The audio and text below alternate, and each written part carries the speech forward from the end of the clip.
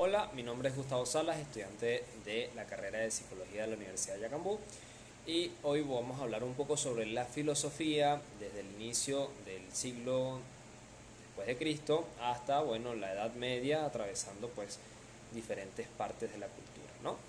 Podemos iniciar con lo que es la filosofía patrística, y es que la patrística es el estudio del cristianismo de los primeros siglos y sus primeros autores conocidos como los padres de la iglesia. De ahí viene el término patrístico, de latín padre. La patrística es la fase de la historia de la organización y la teología cristiana que abarca desde el fin del cristianismo primitivo con la consolidación del canon hasta alrededor del siglo VIII más o menos. Se considera que el periodo corre desde la parte final del Nuevo Testamento, específicamente desde los Hechos de los Apóstoles hasta el 450, o hasta el Concilio de Nicea, mejor dicho.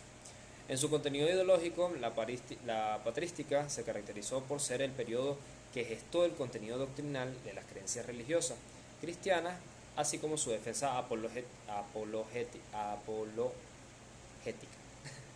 contra los ataques de las religiones paganas y sucesivamente de las interpretaciones que dieron lugar a las herejías. Cuando nos remontamos a la Edad Media tenemos dos filosofías muy fuertes, que es la árabe y la judía.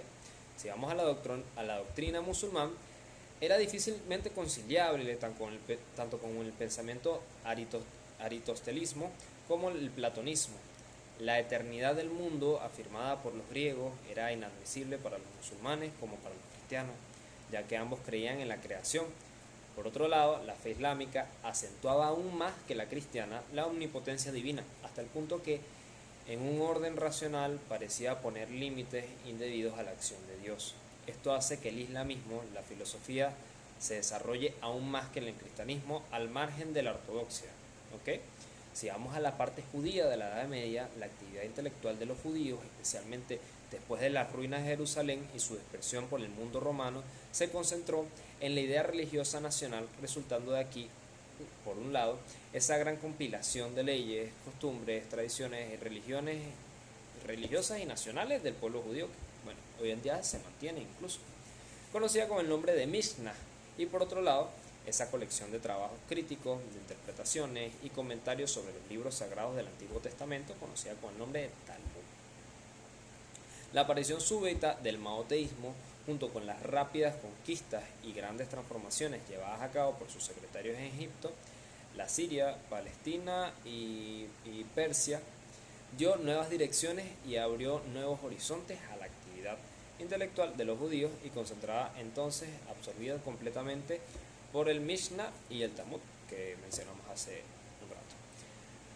Cuando hablamos de la filosofía escolástica y la filosofía del iluminismo, me cuesta un poco esos nombres. La escolástica, perteneciente a la escuela y en la corriente que denomina el pensamiento medieval, e intenta hacer una combinación entre la razón y la fe, aunque siempre subordinando la segunda a la primera, subordinando la razón a la fe. Esto significa que la filosofía siempre va a depender de la teología, que en cualquier caso siempre suponía una clara subordinación a la fe, y como lo dice el lema, la filosofía es sierva de la teología. Cuando hablamos de iluminismo, también conocido como la Ilustración, es el nombre que recibe un movimiento espiritual, intelectual y cultural, que se presentó durante la segunda mitad del siglo XVIII, el cual fue llamado como el siglo de las luces. Dicho motivo tuvo como principal objetivo crear conciencia por la propia razón, en la cual encaminaría la confianza, la libertad y la autonomía del ser humano. Cuando hablamos del Kant, el idealismo alemán, pues la memorable etapa del pensamiento germánico pues vienen de Kant. Kant contra el dogmatismo racional de la filosofía moderna oriental, contra el subjetivismo empírico, y bueno, Kant establece autonomía y la espontaneidad del sujeto, que afirma que el sujeto crea el conocimiento, más allá del saber posible, una borrosa realidad independiente que envuelve pues las vaguedades contradictorias y las cosas en sí.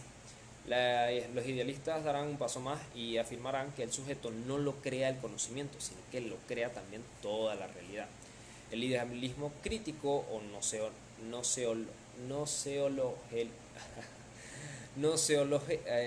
Kant.